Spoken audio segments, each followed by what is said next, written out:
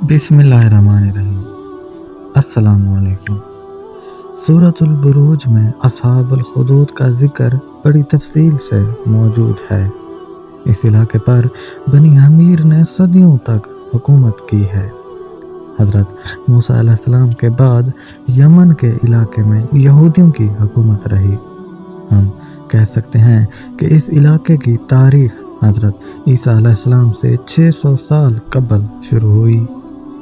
हज़रत ईसा अलैहिस्सलाम के 600 साल बाद असहाबुल हुदूद का वाक़या पेश आया। इस वाक़े को तकरीबन 2500 साल गुज़र चुके हैं। यहाँ का हाकिम एक जादूगर का ख़ास मुरीद था। वो इस जादूगर की हर बात मानता और इस पर अमल करता था। बादशाह अकीदे के एतबार से यहूदी था, मगर इस्लाम से इतना दूर था कि अल्लाह ताला पर ईमान खो बैठा था और अपनी पूजा शुरू करवा दी थी और अपने आप को खुदा कहलवाने लगा था। अल्लाह रब्बुल इज़्ज़त हर दौर में अपने बंदों की आजमाइश करता रहा है और हर दौर में दीन की तजदीद होती रही है। एक दिन जादूगर बादशाह के पास गया और कहने लगा कि मैं अब खासा बूढ़ा हो चुका हूँ और किसी वक्त भी मौत आ सकती है। मेरी ख्वाहिश है कि मुझे कोई ज़हीन व फ़तीन बच्चा मिल जाए जिसे मैं अपना काला इल्म मुंतकिल कर सकूँ, ताकि मेरे मरने के बाद वो मेरा जानशीन बन सके। बादशाह ने हुक्म दिया कि किसी ज़हीन लड़के को मुंतखब करके इसे जादूगर का शागिर्द बना दिया जाए।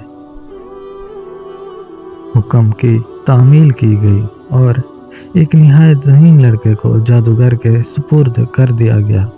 लड़का सुबह सवेरे अपने घर से जादूगर के पास जाता और इससे काला इल्म सीखता। रास्ते में एक राहिब का ठिकाना था। एक दिन वो राहिब से मिला तो इसे इसकी बातें बड़ी अच्छी लगीं। वो राहिब मोहिद और सैयदना ईसा अलैहिस्सलाम का पैरोकार था। इस लड़के ने कुछ वक्त इस राहिब के साथ गुजारना शुरू कर दिया। वो इस लड़के को अकीदा तौहीद की तालीम देता। इस तरह वो काला इल्म भी सीखता रहा और राहिब से इल्म रब्बानी भी हासिल करता रहा। कुछ अरसे बाद इसे यकीन हो गया कि जादूगर का इल्म शैतान का रास्ता है, जबकि राहिब का रास्ता रहमान का रास्ता है और हकीकतन यही सिरात मुस्तकीम है। वो अकेले रब की अब परस्तिश करने लगा। एक दिन वही नौजवान लड़का बाजार में से गुजर रहा था। इसने देखा कि एक बहुत बड़े और खौफनाक जानवर ने लोगों का रास्ता रोक रखा है और लोग इसकी वजह से रास्ता अबूर नहीं कर सकते। लोगों की खासी तादाद वहाँ जमा है। लड़के ने दिल में सोचा कि आज वक्त है कि मैं देखूंगा कि राहिब का मामला जादूगर से बेहतर है या नहीं। इसने एक पत्थर उठाया और कहने लगा, ऐ अल्लाह, अगर राहिब का मामला जादूगर की निस्बत तुझे ज़्यादा पसंदीदा और ज़्यादा राज़ी करने वाला है तो तू इस जानवर को हलाक कर दे ताकि लोग रास्ते से गुजर जाएं। ये दुआ मांगकर इसने इस खौफनाक जानवर को पत्थर दे मारा।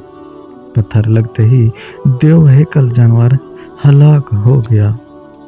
लोगों के लिए रास्ता साफ हो गया और वो आने जाने लगे।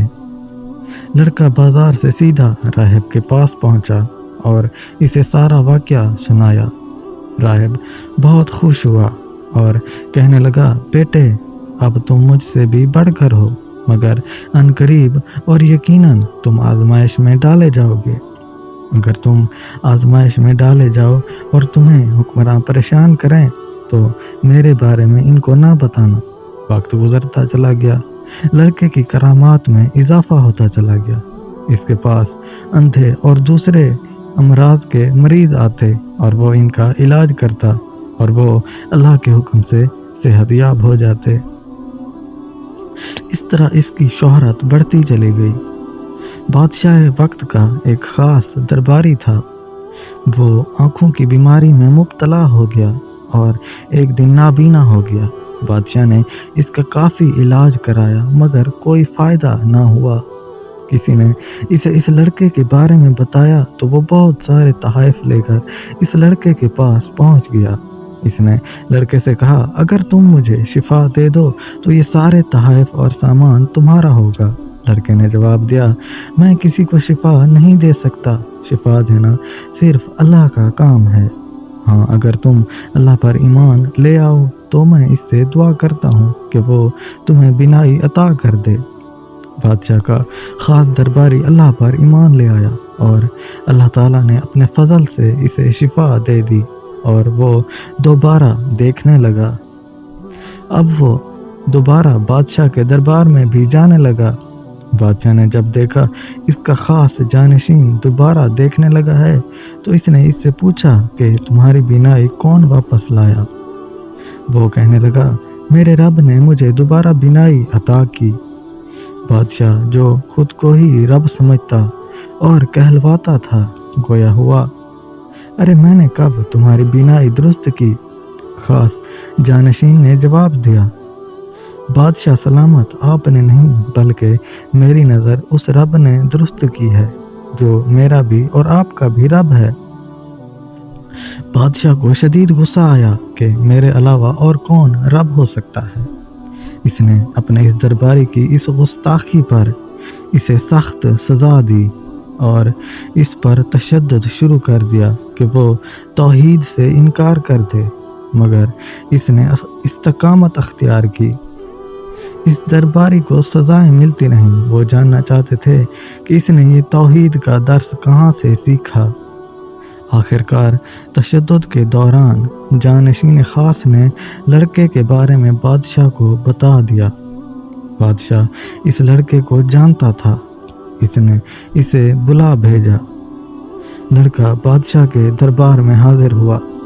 بادشاہ اپنے جاہ جلال اور تکبر کے ساتھ لڑکے سے مخاطب ہوا، ہاں تو اب تمہارا جادو اس حد تک پہنچ گیا ہے کہ تم نے اندھوں سمیت جان لیوا بیماریوں میں مبتلا مریضوں کا علاج کر کے ان کو شفا دینی شروع کر دی ہے۔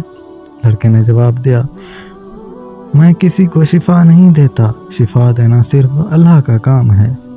بادشاہ گویا ہوا، تو کیا میرے علاوہ بھی کوئی رب ہے؟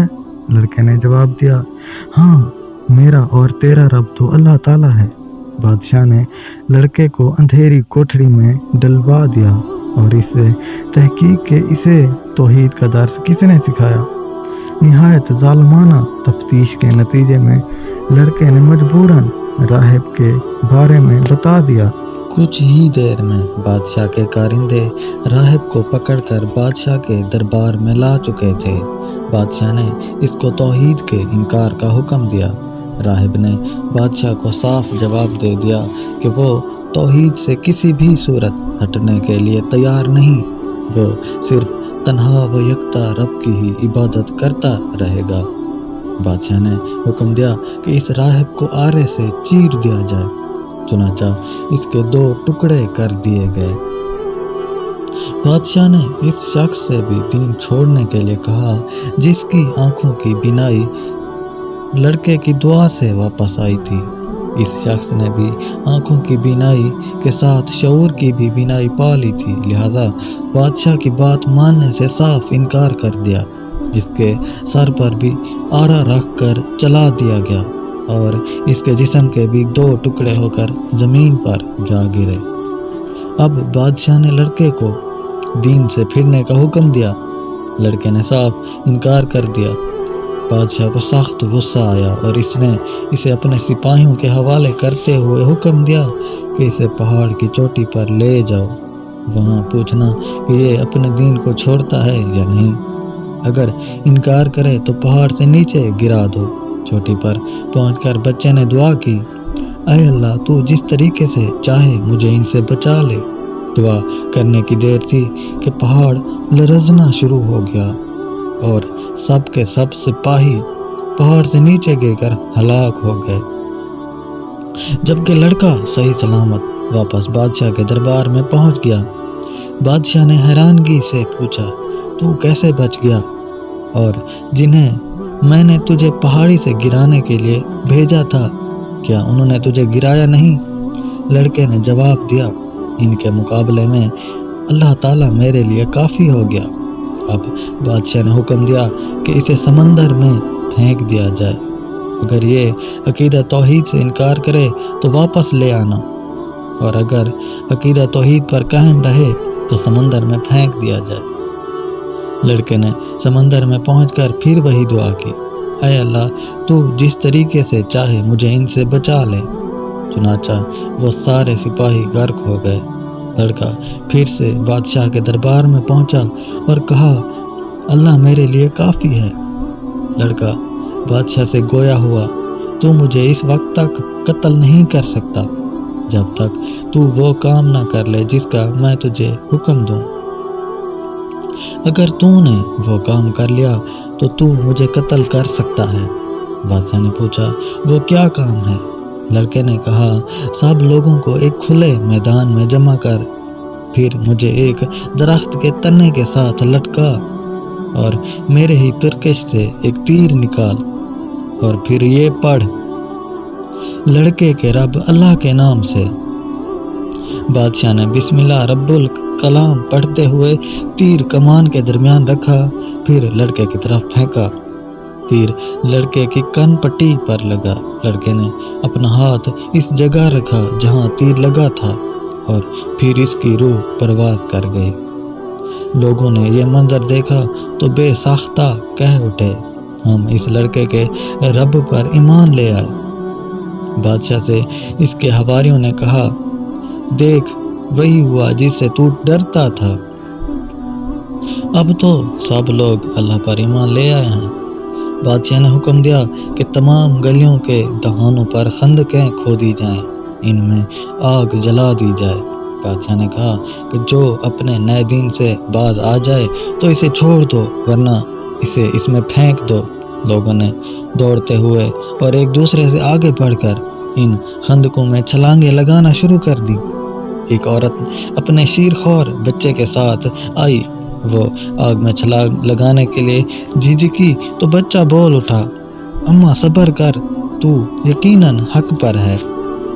اس قصے کو بیان کرنے کے بعد ابن اسحاق نے لکھا ہے کہ لڑکے کے قتل کے بعد اہل نجران نے لڑکے کے دین یعنی نصرانیت کو قبول کر لیا تو ذو نواس اپنے لشکر سمیت ان کے پاس آیا۔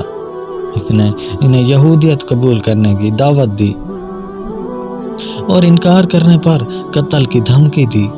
لوگوں نے یہودیت قبول کرنے سے انکار کر دیا، جس پر انہیں آگ میں جلا دیا گیا اور بعض کو تلوار سے قتل کر دیا گیا۔ اس وقت 20,000 کے قریب لوگوں کو قتل کر دیا گیا۔